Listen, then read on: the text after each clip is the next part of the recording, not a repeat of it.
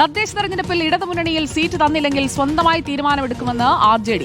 എന്തും സഹിച്ച് മുന്നണിയിൽ നിൽക്കണമെന്ന് പറയാനാകില്ല എന്ന് RJD സംസ്ഥാന പ്രസിഡന്റ് MV ശ്രേയാംസ് കുമാർ. RJDയുടെ അധ്യക്ഷ സ്ഥാനത്തേക്ക് പുതിയ ആളുകൾ വരണമെന്നും പത്തനംതിട്ട ജില്ലാ കൺവെൻഷനിൽ MV ശ്രേയാംസ് കുമാർ പറഞ്ഞു. ഇവിടെ യാതൊരു രീതിയിൽ നമ്മൾ എക്കമഡേറ്റില്ലെങ്കിൽ സ്വന്തമായിട്ട് തീരുമാനങ്ങൾ എടുക്കണം. അത് പറ്റില്ലല്ലോ. എന്തും സഹിച്ചിരിക്കാൻ പറയാൻ എനിക്ക് സാധിക്കും. ആലോചിച്ച് വെച്ച് അവിടെ എല്ലാ മുതിർന്ന നേതാക്കളും ഉണ്ടല്ലോ. ഇവിടെ ഇതൊന്നും പുറത്തുപോയി പറയണ്ട കേട്ടോ. പാർട്ടി യോഗത്തിൽ ഞാൻ പറയുന്നതാണ്. ചെറുപ്പക്കാരെ മുന്നോട്ട് കൊണ്ടുവരണം, അവരെ നമ്മൾ പ്രോത്സാഹിപ്പിക്കണം. മാറുന്ന തലമുറയുടെ അഭിരുചികൾ നമ്മൾ മനസ്സിലാക്കണം. ഇപ്പം ഏകദേശം 7 വർഷമായി ഞാൻ പ്രസിഡന്റായിട്ട്, 3 വർഷത്തിനുള്ളിൽ തെരഞ്ഞെടുക്കുന്നത്.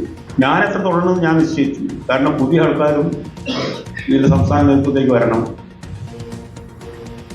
പ്രവീൺ പുരുഷോത്തമൻ നമുക്കൊപ്പം. പ്രവീൺ പുരുഷോത്തമൻ, അതൃപ്തിയുണ്ട് എന്നുള്ളത് MV ശ്രേയാംസ് കുമാറിന്റെ വാക്കുകളിൽ നിന്ന് വ്യക്തമാണ്. ഇനിയിപ്പോൾ തിരുവനന്തപുരം കോർപ്പറേഷനിലടക്കം 8 സീറ്റിൽ തീരുമാനമായിട്ടുമില്ല. ഒന്നിച്ചു പോകാൻ കഴിയാത്ത ഒരു സാഹചര്യത്തിലേക്ക് എത്തുന്നുണ്ടോ മുന്നണിക്കുള്ളിൽ RJD? സുജിയ, തദ്ദേശ തെരഞ്ഞെടുപ്പുമായി ബന്ധപ്പെട്ട് സീറ്റ് വിഭജനത്തിൽ RJDക്ക് കടുത്ത അതൃപ്തിയുണ്ട് എന്ന് തന്നെയാണ് സംസ്ഥാന പ്രസിഡന്റിന്റെ വാക്കുകളിൽ നിന്നും വ്യക്തമാകുന്നത്. RJD പ്രധാനമായും ചില കാര്യങ്ങൾ വരുന്ന ഇടതുമുന്നണി യോഗത്തിൽ വെക്കാനുള്ള സാധ്യതയാണുള്ളത്. ഒന്ന്, കഴിഞ്ഞ തദ്ദേശ തെരഞ്ഞെടുപ്പിൽ വിജയിച്ച സീറ്റുകൾ ഇക്കുറിയും കിട്ടുക. അതുമാത്രവുമല്ല, മത്സരിച്ച സീറ്റുകളും ലഭിക്കണം എന്ന് പറയാനുള്ള സാധ്യതയുണ്ട്. അതുപോലെ തന്നെ നമുക്കറിയാം, ഇക്കുറി വാർഡ് പുനർനിർണ്ണയങ്ങൾ നടന്നിട്ടുണ്ട്. കൂടുതൽ സീറ്റുകൾ സംസ്ഥാനത്ത് വന്നിട്ടുണ്ട്. അപ്പോൾ അധികം വരുന്ന സീറ്റുകളിൽ ആനുപാതികമായി RJDക്കും കൂടി സീറ്റുകൾ ലഭിക്കണമെന്നൊരു നിലപാട് കൂടി RJD ഉന്നയിക്കാനുള്ളൊരു സാധ്യതയുണ്ട്.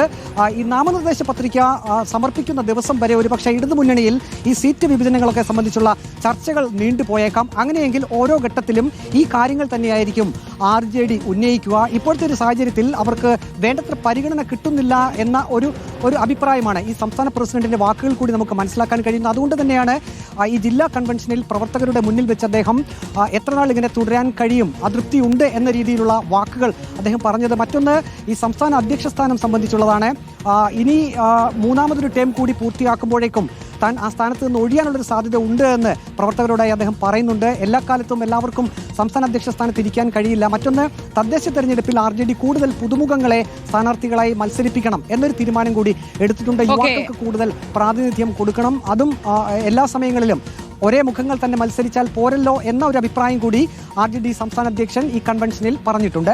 സുജയ, ശരി. പ്രവീൺ പുരുഷോത്തമനാണ് വിവരങ്ങൾ നൽകിയത്. RJD അധ്യക്ഷൻ MV ശ്രേയാംസ് കുമാറിന്റെ മനസ്സിലുള്ളതൊക്കെ അദ്ദേഹം ആ കൺവെൻഷനിൽ തുറന്ന് പറഞ്ഞിട്ടുണ്ട്. അതൊക്കെ മുന്നണി കേൾക്കുമെന്ന് നമുക്ക് പ്രതീക്ഷിക്കാം.